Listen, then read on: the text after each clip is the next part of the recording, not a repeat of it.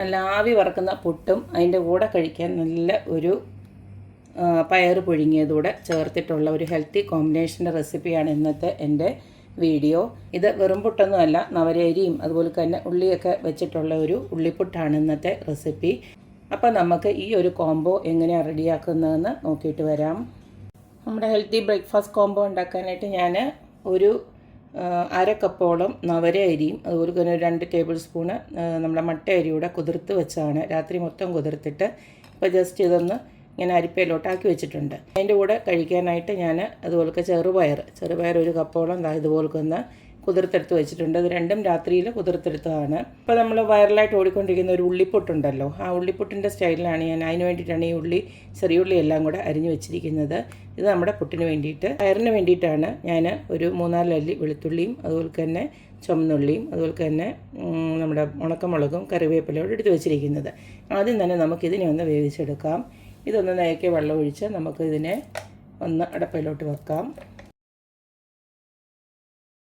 രാത്രി മൊത്തം കുതിർത്തായതുകൊണ്ട് തന്നെ ഇത്രയും വെള്ളം കൊണ്ട് നമുക്കത് വെന്ത് കിട്ടും.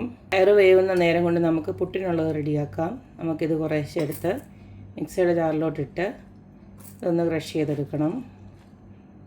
ഈ ഒരു ചെറിയ നനവോട് കൂടി തന്നെ അത് ക്രഷ് ചെയ്തെടുക്കണം. ഇപ്പോൾ ഞാൻ 2ആയിട്ട് ക്രഷ് ചെയ്തെടുക്കുകയാണ്. ഇതുപോലൊക്കെ ഒന്ന് പൊടിച്ചെടുത്തിട്ടുണ്ട്. കണ്ടില്ല, നല്ല ഫൈനായിട്ട് തന്നെ പൊടിച്ച് വന്നു. നമ്മുടെ പുട്ടിൻ്റെ പൊടിയുടെ കൂട്ട് തന്നെ പൊടിഞ്ഞു വന്നിട്ടുണ്ട്. ഇതിന് നമുക്ക് ഒരു ബൗളിലോട്ട് ഇട്ട് കൊടുക്കാം. ബാക്കിയുള്ളതോടെ ഇതുപോലെ ഞാനൊന്ന് പൊടിച്ചെടുത്തിട്ട് വരാം. അവരേരിയെല്ലാം ഇതുപോലെ ഞാൻ പൊടിച്ചെടുത്തിട്ടുണ്ട്. ഇതിലേക്ക് ആവശ്യത്തിനുള്ള ഉപ്പൊന്ന് ഇട്ട് കൊടുക്കാം. 1/4 ടീസ്പൂൺ ഉപ്പ് ഇട്ട് കൊടുക്കുന്നുണ്ട്. അതുപോലെ തന്നെ നമുക്ക് കുറച്ച് തേങ്ങ ഇട്ട് ഇതൊന്ന് നമുക്കൊന്ന് ഇളക്കി വെക്കാം. വെള്ളം നിങ്ങൾക്ക് കുറവാണെന്ന് തോന്നിക്കഴിഞ്ഞാൽ ഒന്ന് നനച്ച് കൊടുക്കണം. ഇങ്ങനെ ഒന്ന് ജസ്റ്റ് നോക്കിയാൽ മതി. ഇങ്ങനെ നോക്കിയാൽ മതി. ഇങ്ങനെ കിട്ടുന്നുണ്ടെങ്കിൽ പുട്ടിൻ്റെ നനവായെന്നാണ് അർത്ഥം. ഇനി നമുക്ക് ഉള്ളിയോട് ഇട്ട് കൊടുത്തതിന് ശേഷം വേണമെന്ന് വെച്ച് കഴിഞ്ഞാൽ ഇത്തിരി വെള്ളം നനച്ച് കൊടുക്കാം.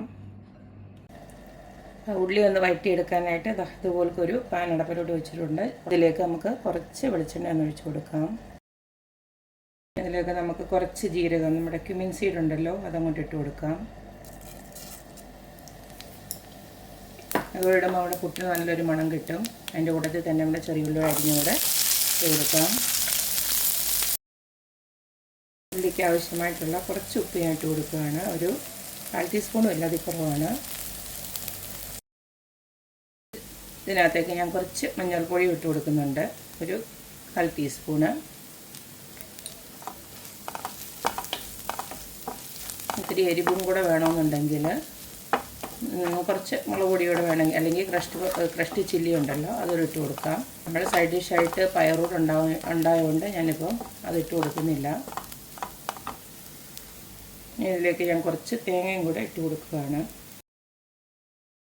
ഇനി സ്റ്റവ് ഓഫ് ചെയ്യാണ്. ഇതൊന്ന് ജസ്റ്റ് ഒന്ന് തണുത്തോട്ട് കഴിഞ്ഞിട്ട് നമുക്ക് പുട്ടിനകത്തോട്ട് ചേർത്ത് കൊടുക്കാം. നമ്മുടെ ഈ പുട്ടിൻ്റെ പൊടി നനച്ച് വെച്ചതിനകത്തോട്ട് ഈ ഒരു തേങ്ങാക്കൊട്ട് ഞാനൊന്ന് ഇട്ട് കൊടുക്കുകയാണ്. തേങ്ങയും ഉള്ളിയൂടെ ചേർന്നിട്ടുള്ള കൂട്ട് അതുപോലൊക്കെ ഒന്ന് ഇട്ട് കൊടുക്കണം. എന്നിട്ട് ഈ പാൻ കഴുകാനിടണ്ട, നമുക്ക് ആ ഒരു പയർ ഒന്ന് കടുക് വറുത്തെടുക്കാം നമുക്ക് ഇതിനകത്തോട്ട് തന്നെ. ഇതെല്ലാം കൂടെ നമുക്കൊന്ന് ഇളക്കിയെടുക്കാം.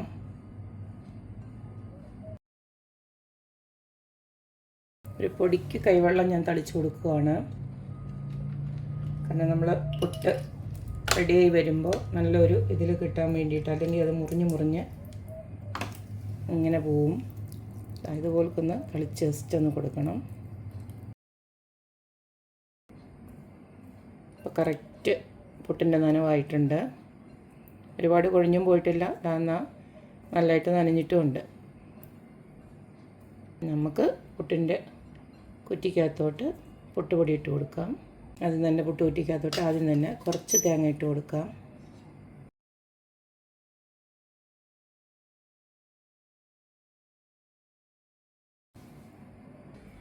അപ്പോൾ ഞാൻ പുട്ടുകുടത്തിൽ വെള്ളം വെച്ചിട്ടുണ്ടായിരുന്നു. ഇതിനെ നമുക്ക് ആവിയിലൊന്ന് വേവിച്ചെടുക്കാം. നമുക്ക് ഒരു വശത്ത് വേവുന്ന സമയം കൊണ്ട് ഞാൻ പറഞ്ഞില്ലേ, നമുക്ക് നമ്മുടെ പയറിനൊന്ന് കടുക് വറുത്തെടുക്കാമെന്ന്. സെയിം പാനിലോട്ട് കുറച്ച് വെളിച്ചെണ്ണ ഇങ്ങോട്ട് ഒഴിച്ച് കൊടുക്കുകയാണ്. അതിലേക്ക് കുറച്ച് കടുക് ഇട്ട് കൊടുക്കാം.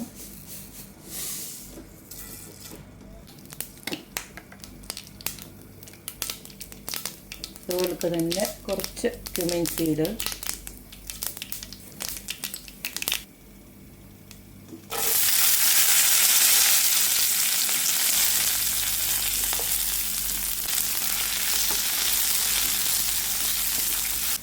ഇതെല്ലാം ഇതുപോലൊന്ന് മൂത്ത് വരുമ്പോൾ നമുക്ക് വേവിച്ച് വെച്ചിരിക്കുന്ന പയർ അങ്ങോട്ട് ഇട്ട് കൊടുക്കാം. ഞാൻ ഇതിനകത്ത് ഉപ്പ് ചേർത്തിട്ടുണ്ടായിരുന്നു. അപ്പം നമ്മുടെ പുട്ടിൻ്റെ കൂടെ കഴിക്കാനുള്ള പയറും ഇവിടെ റെഡി ആയിട്ടുണ്ട്. നിങ്ങൾക്ക് വേണമെങ്കിൽ ഇതിനകത്ത് മുളക് പൊടി ഇട്ട് കൊടുക്കാം. ഞാനിപ്പോൾ മുളക് പൊടി ഇട്ട് കൊടുക്കുന്നില്ല, കടുക് വറുത്തതിൻ്റെ മുളക് മാത്രമേ ഉള്ളൂ. അതുപോലെ തേങ്ങയും വേണമെങ്കിൽ ഇതിനകത്ത് ഇട്ട് കൊടുക്കാം. ഞാനിപ്പോൾ തേങ്ങയും ഇതിനകത്ത് ഇട്ട് കൊടുക്കുന്നത്, നമ്മൾ പുട്ടിനകത്ത് ആവശ്യത്തിന് തേങ്ങ ഇട്ടിട്ടുണ്ടല്ലോ. സ്റ്റൗ ഓഫ് ചെയ്യുകയാണ്.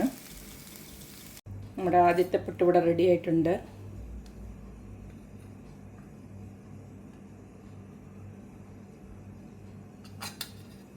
ഇതുപോലെ തന്നെ രണ്ടാമത്തത് കൂടെ ഞാനൊന്ന് പുഴുങ്ങിയെടുത്തിട്ട് വരാം. അപ്പം നമ്മുടെ രണ്ടാമത്തെ പുട്ട് ഇവിടെ റെഡി ആയിട്ടുണ്ട്. നമ്മുടെ ഹെൽത്തി ആയിട്ടുള്ള ഉള്ളിപ്പുട്ട്, അതും നമ്മൾ നവരരി വെച്ചിട്ടുള്ള ഉള്ളിപ്പുട്ട് ഇവിടെ റെഡി ആയിട്ടുണ്ട്. കൂട്ടത്തിൽ കഴിക്കാനായിട്ട് നമ്മുടെ അടിപൊളിയായിട്ടുള്ള പയർ പുഴുങ്ങിയതും റെഡി ആയിട്ടുണ്ട്.